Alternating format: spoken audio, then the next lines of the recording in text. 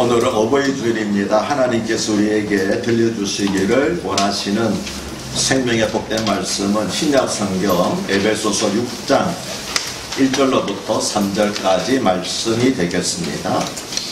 신약 성경 에베소서 6장 1절로부터 3절까지 말씀입니다. 길지 않은 말씀이니까 3절을 저와 함께 합독하시도록 합니다. 함께 읽겠습니다.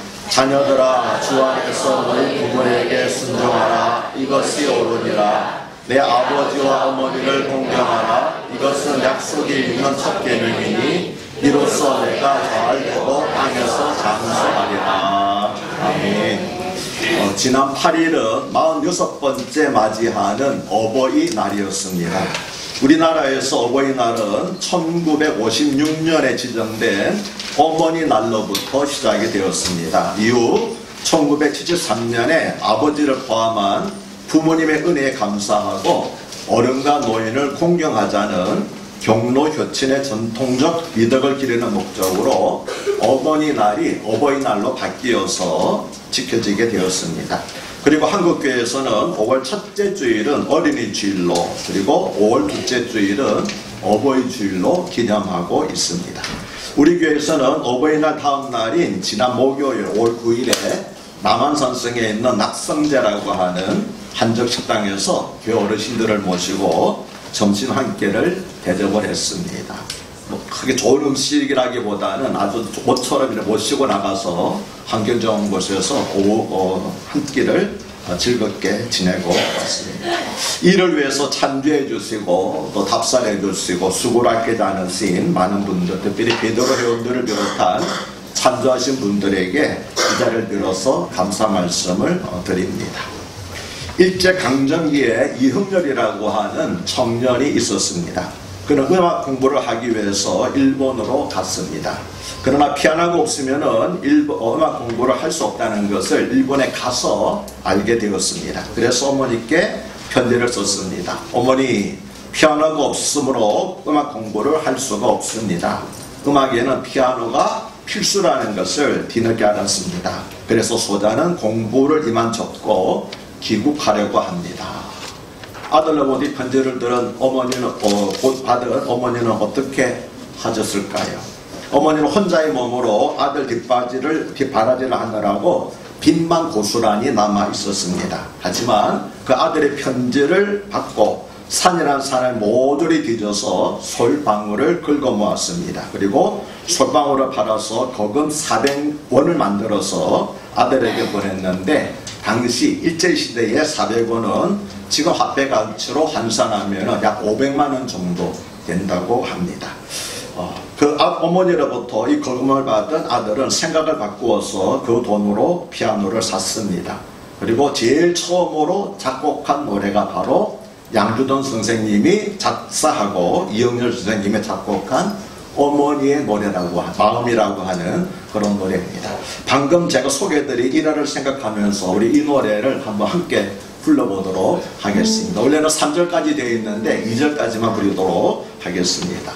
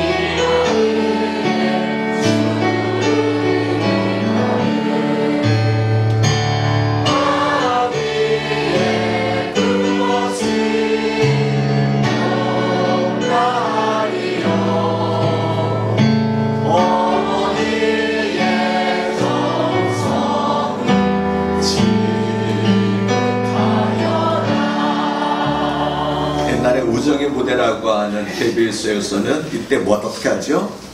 어머니! 하고 그러죠. 그러면 아이들이 그 청년들이 막 울고불고 야단이 났습니다. 귀신 잡는 해병들도 역시 마찬가지로 그때는 멍멍 울고 있었습니다. 어떻습니까? 이 노래를 부를 때마다 가슴이 뭉클하지 않습니까? 제가 여러분에게 오늘만큼은 부모님과 자녀들이 같이 앉으라고 부탁을 드렸는데, 우리 사랑하는 자녀분들 옆에 계신 부모님을 꼭 껴안으면서 감사 인사를 한번 드리시기 바랍니다.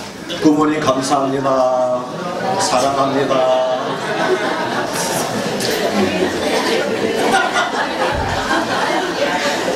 자, 그럼 부모님들 어떻게 하겠습니까? 당연하지 그러시겠어요? 어떻게 하겠습니까? 믿음 안에서 잘 들어가줘서 내가 고맙다 꼭 안아주시기 바랍니다. 네, 네. 감사합니다. 믿음 안에서 건강하게 잘 자라주어서 부모님 마음도 참 감사합니다. 오늘 읽은 성경 말씀은 바울 서신 가운데 하나인 에베소서에 있는 내용입니다. 에베소서는 바울이 로마에서 연금 상태에 있을 때 에베소에 있는 교회 성도들에게 보낸 편지입니다. 에베소서는 모두 6장으로 되어 있는데 1장에서 3장까지는 교회란 무엇인가에 대해서 교리적으로 설명하고 있고, 4장에서 6장까지는 그리스도인들은 어떻게 살아야 하는가에 대해서 구체적이고 실천적인 지침을 제시하고 있습니다. 그 중에서 오늘 본문은 자녀들에게 어떻게 부모를 섬겨야 하는가에 대해서 교훈한 내용입니다. 먼저 1절에서 바울은 자녀들아 주 안에서 너희 부모에게 순종하라, 이것이 옳으니라고 하였습니다. 부모에게 순종하라는 것은 기독교를 떠나서 동서고금의 진리이자 교훈입니다. 그리고 부모에게 순종하는 것은 모든 사회 질서의 기본입니다. 가정에서 이와 같은 질서가 무너질 때 사회의 모든 질서가 무너지기 때문입니다. 그러므로 자녀에게 순종을 가르치고 가정의 질서를 바로 세우는 것은 한 가정을 위한 것일 뿐만 아니라 나라 전체, 사회 전체를 위한 것이기도 합니다. 부모에게 대드는 자식은 스승에게도 대들고 직장 상사에게도 대듭니다. 가정의 질서를 무시하는 자는 모든 사회 질서를 무시하고 제멋대로 살려고 하지요. 따라서 가정에서 먼저 권위와 질서를 존중하며 살아가는 훈련을 시켜야 하는 것입니다. 그런데 부모에 대한 순종에는 한 가지 조건이 있습니다. 그것은 주 안에서 순종해야 한다는 겁니다. 왜냐하면 주님이 부모보다도 더 큰 권위이기 때문입니다. 예를 들면 믿지 않는 부모가 자녀에게 교회 나가지 말라고 명령한다면 이 명령에는 순종해서는 안 됩니다. 왜 그렇습니까? 교회 나가야 된다, 신앙생활 해야 된다고 부모보다 더 큰 권위이신 주님께서 명하셨기 때문입니다. 그래서 이 명령에는 순종하지 말아야 되겠지만, 그러나 이 경우에도 부모에게 겸손하고 예의 바른 태도로 내가 교회를 나가는 이유, 나가야 된 이유를 잘 말씀드려야 할 것입니다. 그런 것 말고는 무조건 부모에게 순종해야 합니다. 그런데 마음에서 우러나오는 순종을 하려면 부모의 연륜과 경험을 존중해야 합니다. 인생의 지혜는 반드시 책에서만 배우는 것이 아니기 때문입니다. 그러면 부모가 무지할 경우에는 순종하지 않아도 될까요? 그 경우에도 당연히 순종해야 합니다. 그것은 아내가 남편에게 순종해야 하는 경우도 마찬가지입니다.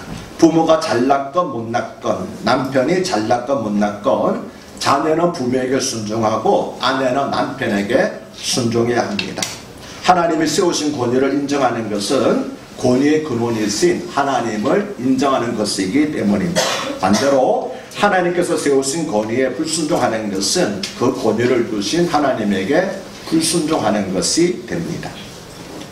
그런데 우리에게는 순종해야 할 세 분의 부모가 있습니다. 한 분은 나를 낳으신 육신의 부모이지요. 또 한 분은 우리 영혼의 아버지이신 하나님이 있습니다. 마지막 한 분은 믿음의 부모, 즉 영적인 멘토, 지도자입니다.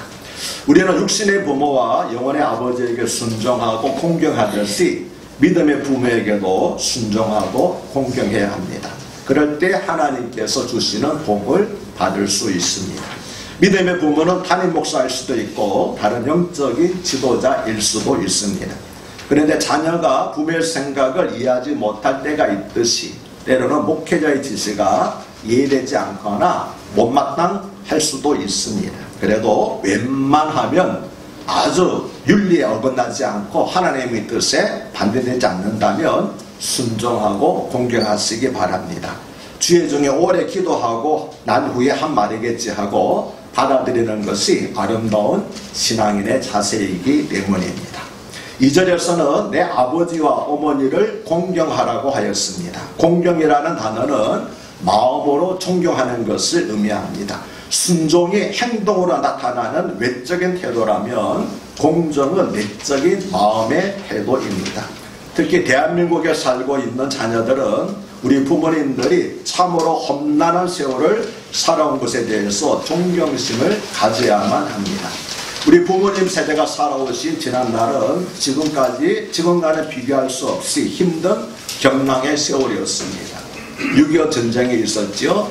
그 외에도 여러 가지 많은 혼란들이 있었습니다. 저희 아버님도 사우디에 가서 돈 벌어 오셨고, 여기 가운데는 또 베트남에 월남에 가서 목숨도 바꾸어서 또 돈을 벌어 오신 분들, 그런 분들도 많이 계십니다. 그 힘들고 험난한 세월을 우리 부모님들은 오직 자녀들을 위해서 희생하며 살아오셨습니다. 지금 우리에게 그런 시절을 살려고 하면 우리는 도저히 견디지 못할 것입니다. 그런데 부모를 공경하라고 하는 말에는 부모를 공양하라고 하는 의미가 포함되어 있습니다. 혹시 반표지어라고 하는 고사성어를 들어보신 적이 있습니까? 이 반표지어라고 하는 것은 어머니를 먹여 살리는 까마귀의 효성이라는 뜻으로 부부에 대한 자식의 지극한 효도를 의미합니다. 중국 명나라 때 약학서인 혼초 강목을 보면 까마귀는 태어난 지 60일 동안은 어미가 새끼에게 먹이를 물어다 주지만 새끼가 다 자라면 어미에게 먹이를 가져다 준다고 합니다. 그래서 반포, 거꾸로 먹인다. 그래서 거꾸로 먹이는, 거꾸로 양식을 공급하는 효도라고 그래서 이 까마귀의 생태를 가리켜서 반포지어라고 그렇게 일컬어 말하는 것입니다. 이처럼 어려서는 부모가 자녀를 양육하고 늙어서는 자녀가 부모를 복양하는 것이 인간의 도리입니다. 그러므로 어린 자녀를 내팽개치고 돌보지 않는 무책임한 부모가 지탄을 받듯이 늙은 부모를 나 몰라라 하고 돌보지 않는 자녀도 지탄을 받아야 합니다. 바울은 2절에서 부모에게 순종하고 부모를 공경하는 것은 약속에 있는 첫 계명이라고 하였습니다. 부모에게 효도하러 가는 것은 10계명 가운데 몇 계명이죠? 1계명이 아니고 제5계명입니다. 그런데 왜 첫 번째 계명이라고 말합니까? 그 나머지 9가지 계명에는 약속이 없는데 제5계명인 부모를 공경하라는 그 명령에만 약속이 따라 있기 때문에 그래서 약속이 있는 첫 계명이라고 말한 것입니다. 나머지 9계명에는 약속이 없고 오직 하라 혹은 하지 말라고 하는 명령만 있을 뿐입니다. 오직 5번째 계명에만 약속이 있기 때문에 그래서 약속이 있는 첫 번째 계명이라고, 사실 첫 번째 계명이 아니라 약속이 있는 유일한 계명이라고 말할 수가 있습니다. 약속이 있는 계명이란 그 계명을 지키면 하나님께서 약속하신 축복이 주어진다고 하는 것입니다. 명령은 순종의 대상입니다. 하지만 약속은 믿음의 대상입니다. 무슨 말인가 하면 살인하지 말라, 간음하지 말라, 도둑질하지 말라고 하는 것은 약속이 없어도 무조건 순종해야 하는 명령입니다. 예를 들면 차를 운전하다가 빨간불이 켜지면 무조건 정지해야 하는 것과 같습니다. 그렇다고 해서 무슨 상을 주는 것은 아니지요. 사회 질서를 유지하기 위해서 누구나 마땅히 지켜야만 하는 법이기 때문입니다. 하지만 부모에게 효도하라고 하는 것은 명령인 동시에 약속이라는 것입니다. 예를 들면 부모가 자녀에게 공부 열심히 해, 이번 시험에서 10등 안에 들면 자전거를 사줄게라고 말하는 것과 같습니다. 공부를 열심히 하는 것은 당연한 학생의 본분입니다.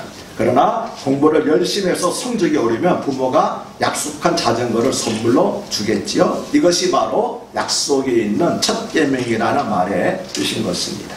그러면 하나님께서는 주 안에서 부모에게 순종하고 부모를 공경하는 자녀에게 어떤 약속을 하셨습니까? 내가 잘 되고 땅에서 장수할 것이라고 약속하셨습니다. 부모에게 순종하고 부모를 공경하는 자녀는 잘 될 수밖에 없습니다. 정상적인 부모라면 자녀에게 나쁜 것을 요구할 리가 없기 때문입니다. 부모가 자녀에게 요구하는 것이 어떤 것입니까? 공부해라, 밥 먹어라, 일찍 자라, 씻고 자라, 싸우지 말아라, 좋은 친구를 사귀어라, 선생님 말씀 잘 들으라 하는 것들 아닙니까? 그것이 잔소리로 들려서 그렇지 다 자녀가 잘 되라고 하는 말입니다. 그런데 아무리 좋은 말이라도 잔소리가 되면은 그 말이 귀에 들리지 않습니다. 그러므로 부모들은 자녀에게 하는 말이 잔소리처럼 들리지 않도록 지혜롭게 주의해서 말을 해야 됩니다. 그럼 어떻게 하는 것이 잔소리입니까? 짜증을 내며 하는 말과 두 번, 세 번 반복하는 말이 잔소리입니다. 우리 부모님들 꼭 새겨 들으십시오. 한 번만 해도 말해도 자녀들이 다 알아듣습니다. 그런데 한 번 하는 게 아니고 두 번, 세 번 하면 그때부터 뭡니까? 이게 잔소리로 되기 때문에 귀하게 들었던 말도 이해했던 말도 거부하기 시작하는 겁니다. 그래서 앞으로는 꼭 한 번만 말씀하시고 두 번, 세 번 잔소리가 하지 마시기를 바라고요. 이거는 아내들이 남편에게 하는 말도 동일합니다. 아내들도 남편에게 한 번만 말하지 두 번, 세 번 하면은 그게 바가지 끓는 것이 됩니다. 그러면 그때부터는 아무리 좋은 말을 하더라도 받아들이질 않고 다 튕겨나가요. 앞에 있던 좋은 말도 무시당하는 거니까 지혜롭게. 그래서 잔소리 하지 마시고 이런 바른 말, 지혜로운 말로 해주시기를 바랍니다. 아무튼 부모의 뜻과 가르침에 순종하는 자녀는 자기 관리를 잘 할 것이므로 잘 되지 않을 수가 없습니다. 더구나 하나님께서 순종하는 자녀에게 약속하신 복을 받음으로 하는 일마다 범사에 형통하게 되는 것입니다. 아멘이십니까? 장수하는 축복도 당연한 것입니다. 효자는 방탕하지 않고 안정된 생활을 함으로 비명행사, 다시 말하면 길거리에서 싸움박질하다가 뭐 칼에 찔려 죽는다든지 그런 일이 없기 때문입니다. 하지만 모든 효자가 장수한다든지 거꾸로 일찍 세상을 떠나는 사람은 효자가 아니었기 때문이라는 주장은 잘못입니다. 하나님이 사랑하는 사람을 일찍 세상에서 데려간다는 말도 있지 않습니까? 하지만 일반적으로는 효자가 오래 사는 것이 사실이고 그것은 분명히 하나님께서 주신 축복이라고 하는 것입니다. 여러분은 하나님께서 교단한 사람에게 복을 주시는 것을 믿습니까? 그리고 우리 자녀들이 하나님의 복을 받아서 잘 되기를 원하십니까? 그러면 나 자신이 부모에게 효도하시기 바랍니다. 그리고 자녀들에게도 효도를 가르치시기 바랍니다. 왜냐하게 되면 많은 분들이 이 자녀들이 어렵게 살고 가난하게 살면은 그래 엄마 생각 안 챙겨도 돼, 부모 생각 안 챙겨도 돼 그럽니다. 그럼 뭡니까? 자녀들이 부모를 섬김으로써 복받을 수 있는 기회를 막아버리게 돼요. 그래서 여러분들이 지혜롭게 생각하시고 자녀들로 하여금 부모님을 잘 섬겨서 복을 받을 수 있도록 그렇게 하시길 바랍니다. 그러니까 부모님 생기실 때 오지 못하면 전화 한 통이라도 정성스럽게 하도록 그렇게 가르쳐서 우리 자녀들이 하나님의 복을 받아서 이 땅에서 잘 되고 범사경성하고 오래오래 잘 건강하게 잘 살 수 있는 그런 복을 받도록 자녀들을 잘 고민하시기를 바랍니다. 이제 마지막으로 우리가 부모와 자녀의 서약을 하도록 하겠습니다. 작년에도 했던 서약인데 올해도 그리하도록 하겠습니다. 주보 속지에 보면은 부모와 자녀 선언문 있죠. 예, 먼저 부모님들 오른손을 드시기 바랍니다. 오른손을 드시고 예, 저를 따라서 한 절씩 하시기 바랍니다. 나는 부모입니다. 나는 내 자녀를 내가 원하는 자녀가 아니라 주님의 제자로 키우겠습니다. 나는 자녀에게 말이 아니라 삶의 모범으로 신앙을 전수하겠습니다. 나는 자녀의 말을 귀 기울여 듣고 이해하고 함께하는 시간을 만들겠습니다. 나는 자녀를 위해 눈물과 기도를 아끼지 않겠습니다. 아멘. 자, 이번에는 자녀분들 손 드시기 바랍니다. 물론 부모면서 동시에 자녀분들도 계시겠죠. 일단 자녀인 분들, 지금 부모님이 살아계신 분들, 자녀들 손 드시기 바랍니다. 예. 나는 저와 함께 저를 따라합니다. 나는 자녀입니다. 나는 부모님에게 무엇을 기대하지 않고 효도만을 생각하겠습니다. 나는 부모님의 신앙 유산을 최고로 여기며 다음 세대에 물려주겠습니다. 나는 부모님을 원망하지 않으며 항상 감사의 마음을 잊지 않겠습니다. 나는 부모님을 존경하고 사랑하겠습니다. 나는 부모님을 위해 눈물과 기도를 아끼지 않겠습니다. 아멘. 아멘이십니까?